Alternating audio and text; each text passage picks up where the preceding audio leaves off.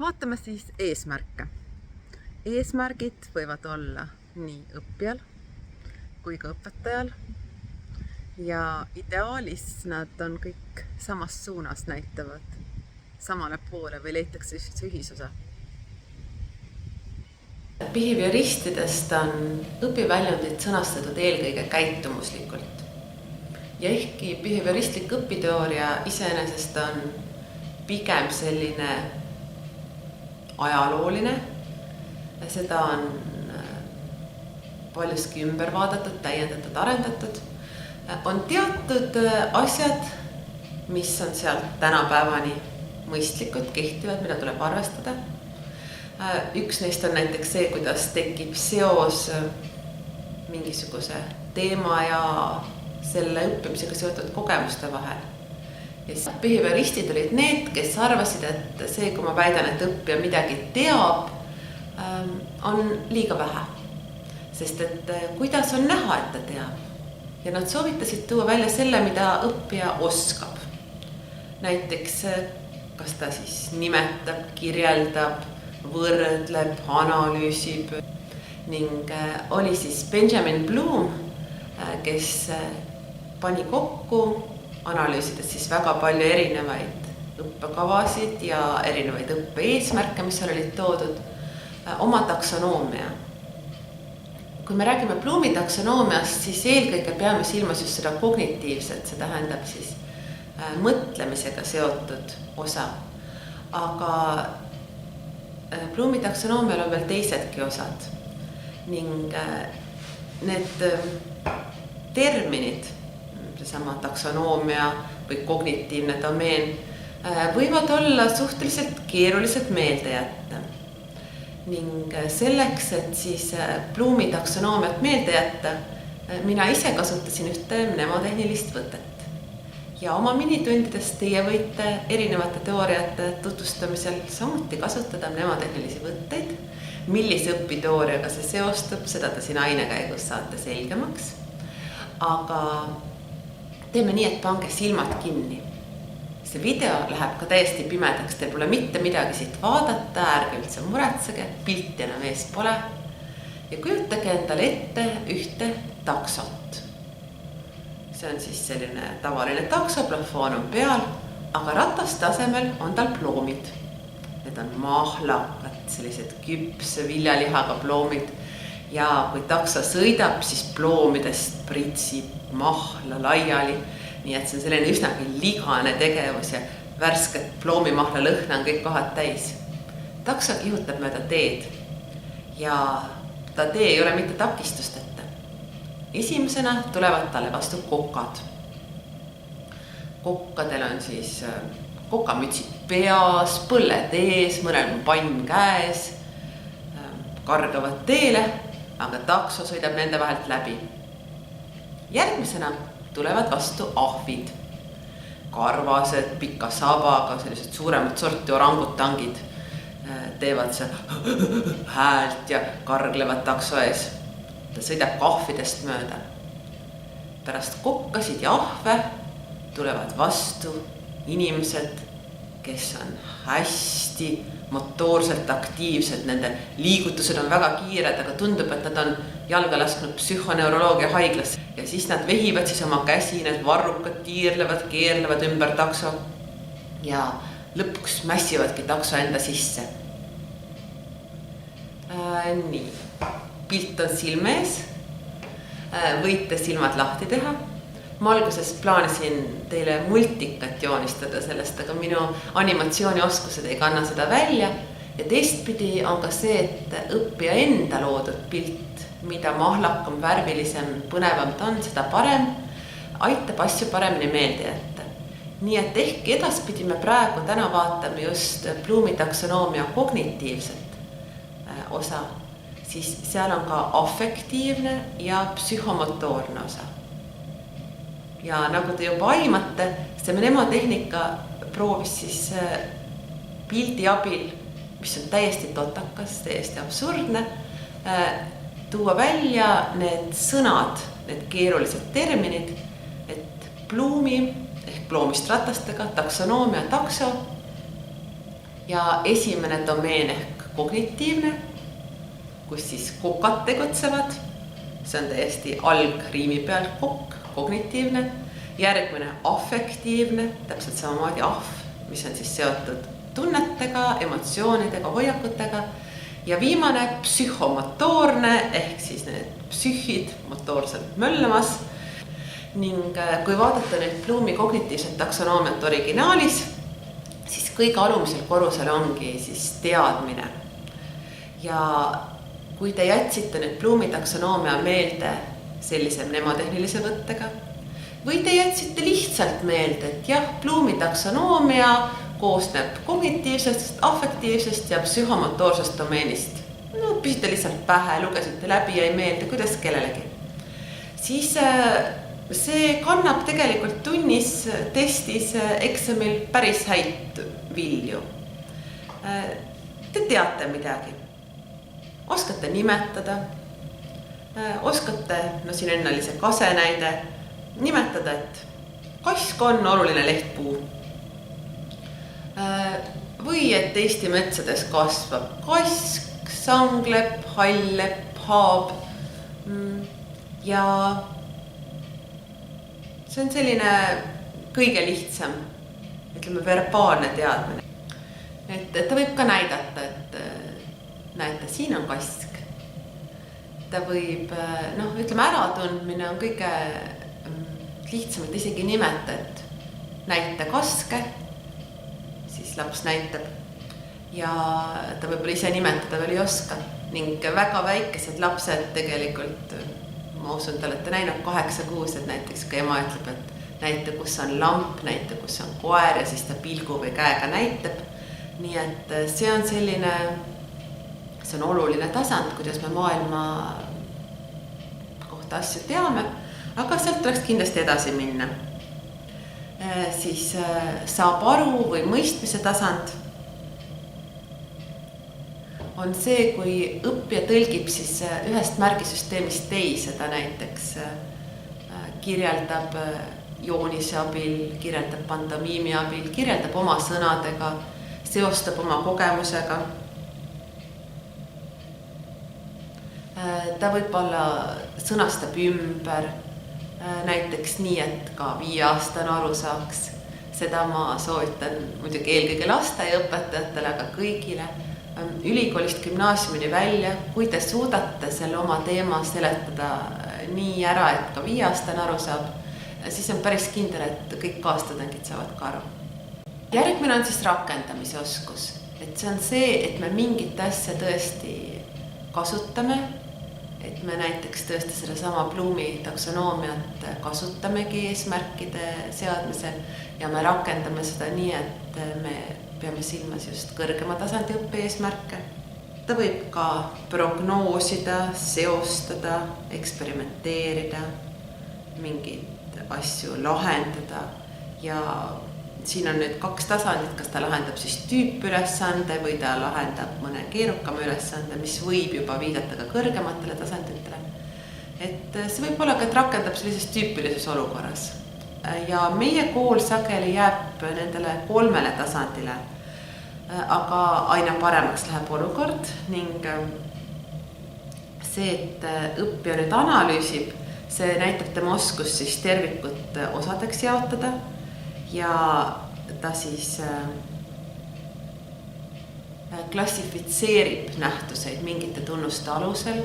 Ta tunneb ära, millised on näiteks madalama taseme õppe-eesmärgid, millised on kõrgema taseme, millised on üldse affektiivsed õppe-eesmärgid.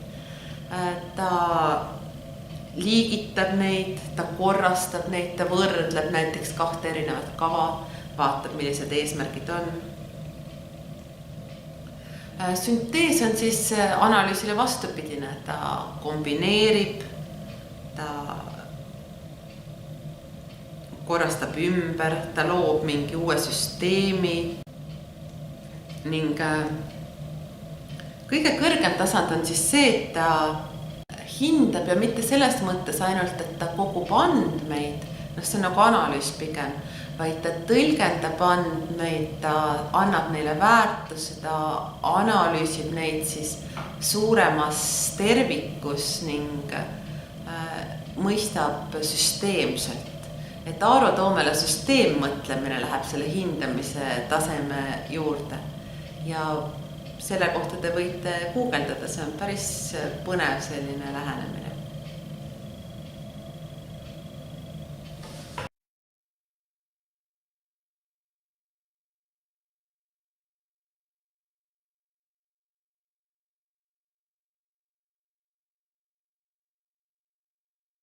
Aga Bloom ei ole ainuke taksonoomia.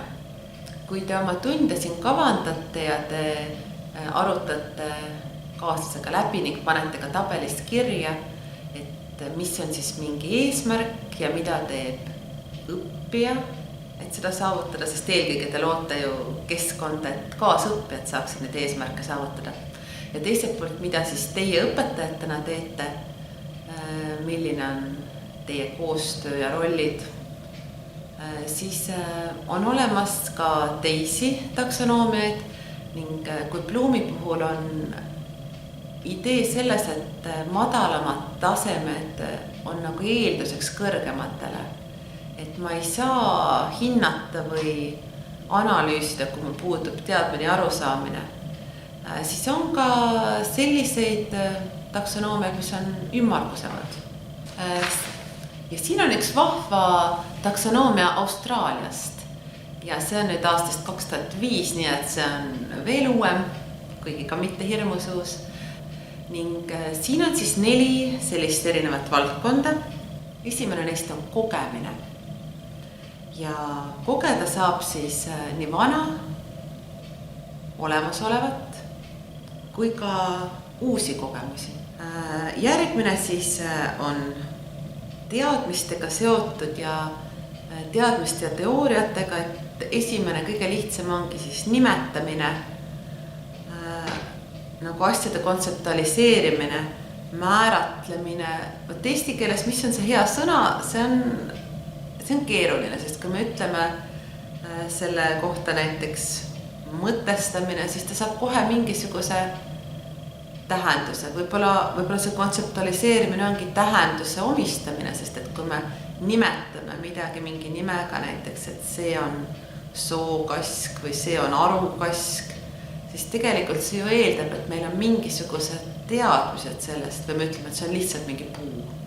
Et kui täpselt me suudame nimetada ja teine, kuidas me seostame siis neid asju erinevate teooriatega. Siit edasi jõuame ka analüüsini. Mõnes mõttes nimetamine ja analüüs on omavahel kõvasti seotud, sest et me ju ei suuda nimetada, kui me ei analüüsi asju teiste sarnastega võrreldes.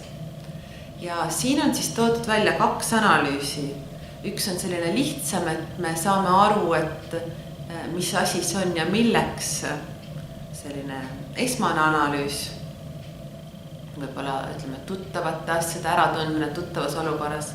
Ja teine on siis kriitiline analüüs, kus me tõesti suudame eristada olulisi osi, suudame eristada nende funktsioone, et see läheb nüüd kokku juba selle Bloomi kõrgema nagu hindamisega, et me andmepõhiselt siis analüüsime asju osadena ja siis nende mõju tervikule. Ja viimane on siis rakendamine. Ning siin on jälle 2 varianti. Üks on siis tüüpiline, tüüpolukordades rakendamine, situatiivne.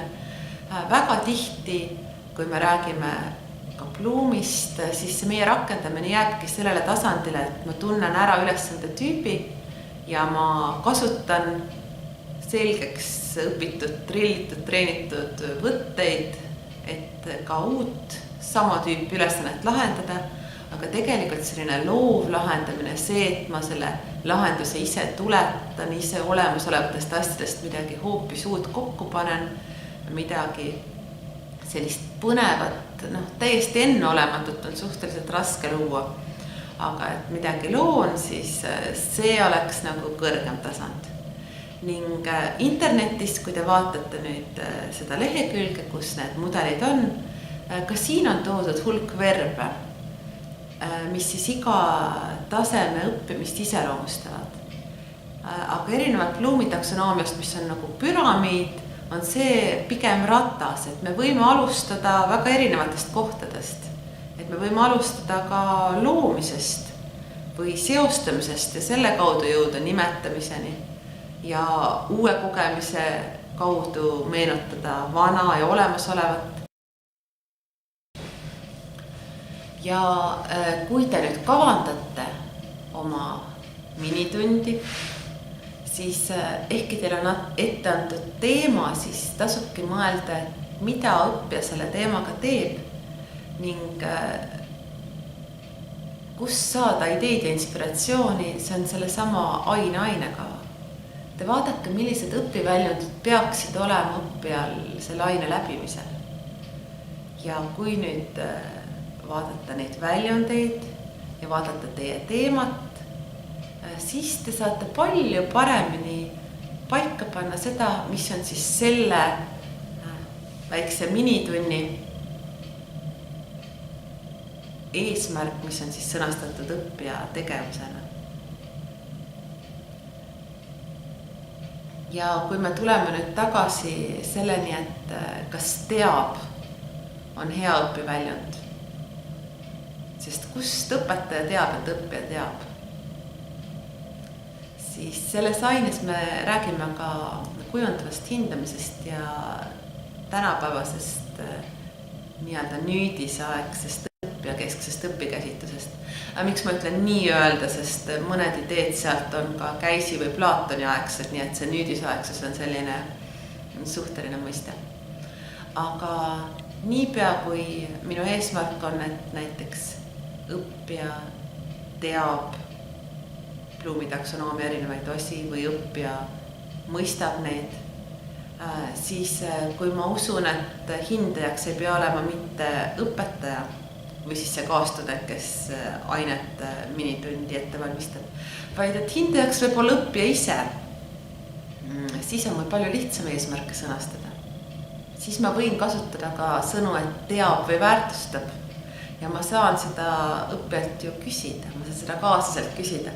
Ma saan kas või panna sisse liikumiselemente ja öelda, et olgu, kui palju sa teadsid Bloomi taksonoomiast enne selle miniloengu vaatamist. Mul ei ole kaamerat, ma ei näe, aga näita näppudega, 5 näpu peal, kas sa teadsid näiteks nii või nii. Ja kui nüüd see loeng sai läbi, siis kas tuli mõni näpp juurde? Ja kui klassis kõik kaastudengid seda teevad, siis tegelikult nad tegelevad enese hindamisega, millega me siin selle aine ühes järgnevas moodulis täpsemalt tegeleme. Aga põhiline on ju see, et õppija ise teaks, mida ta teab, saaks aru, mida ta saab aru ja märkaks arengut. Ning kui näiteks õppija ise, kui ta alguses arvas, et Bloomi taksonoomia on keeruline, aga nüüd leidis, et tegelikult on see päris vajalik ja sedasi ise enda arengut kvalitatiivselt või siis ka kvantitatiivselt hindab, siis need eesmärgid järelikult on sobivad, juhul kui see hindamine on ka minitundi planeeritud. Ning selles soovin teile edu.